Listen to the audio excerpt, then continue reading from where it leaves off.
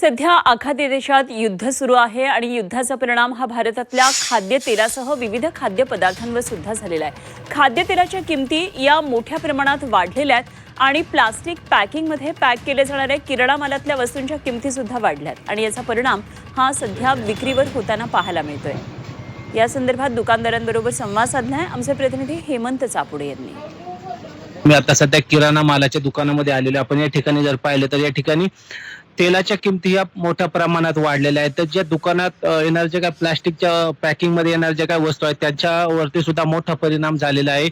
सध्या जे काही पुरवठा आहे तो कमी प्रमाणात होत आहे, परिणामी त्याचा सेल सुद्धा जो काय आहे तो सुद्धा कमी झाल्यामुळे दुकानदारांना याचा मोठा फटका सहन करावा लागतो। आपल्यासोबत बोलण्यासाठी दुकानदार आहेत, काय सांगाल काय परिस्थिती आहे सध्या, कुठल्या कुठल्या घटकावरती परिणाम झाला? जेमिनीचं एक उदाहरण झालं, प्रत्येक सोयाबीन तेलाचं, तसेच लागणारे हे जे प्लास्टिक आहे की जे रॉ मटेरियल, जे फोल्डिंग आपल्याला प्लास्टिक आधी 140 रुपये किलो यायची त्या 200 रुपये किलो आले।